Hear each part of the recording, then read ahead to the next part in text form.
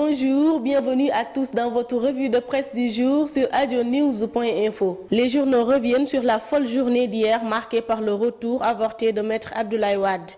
L'AS affiche dans sa une Wade, maître de la rue publique. Le pape du Sopi a décidément toujours la capacité de rassembler du monde. Nos confrères expliquent qu'avec le retour de Wade, le PDS renaît de ses cendres.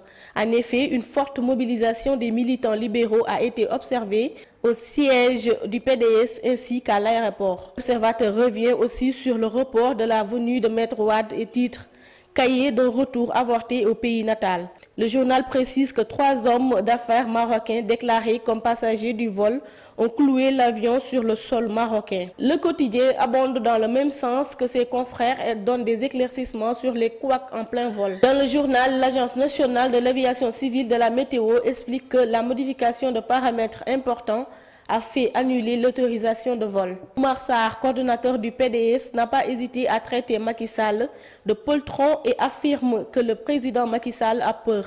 Alioune Tine, défenseur des droits de l'homme, déclare lui dans le même journal que l'État doit respecter les libertés et les droits humains. On atterrit encore à l'Observateur pour aborder d'autres sujets, notamment la plainte déposée contre Maître Aïssata Tall Sall devant le procureur. L'affaire porte sur un jugement d'hérédité. Elle est accusée de confiscation de l'héritage d'une veuve et de ses 3 enfants. Maître Sall, elle, refute ces accusations et affirme que c'est faux. Nouveauté dans le pèlerinage catholique sénégalais, qui se tenait tous les 2 ans, sera désormais annuel. Cette décision a été prise sous la demande persistante des fidèles qui devront néanmoins débourser davantage de sous pour visiter les lieux saints de la chrétienté. Musique. A New Day pour Carlou D. Le quotidien annonce que le maître du Zikr a procédé hier mercredi au lancement de son nouvel album intitulé A New Day. Un jour nouveau se lève donc pour l'artiste sénégalais qui ambitionne de faire découvrir au public international les talents africains. Passons au fait divers, l'Observateur nous apprend qu'à Rufisque, un faux fils du khalife général des Mourides a été arrêté dans un bar avec de la drogue. Marabout et maître coranique établi à Touba, Serigne Amsatou Diakhaté est tombé jeudi dernier.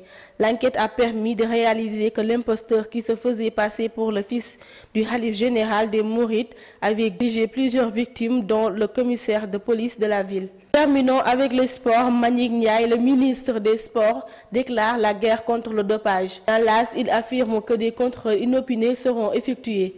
Ce qui se fait en matière de dopage est inacceptable, a-t-il ajouté. Dans l'AS, toujours, Alain Giresse, l'entraîneur de l'équipe nationale du Sénégal, parle des prochaines sorties des Lions. Il prépare activement les matchs amicaux contre le Kosovo et éventuellement le Gabon. Les éliminatoires de la CAN 2015 qui démarrent en septembre captent l'attention du coach des Lions. C'était tout pour votre revue de presse du jour. Bonne lecture et à très bientôt.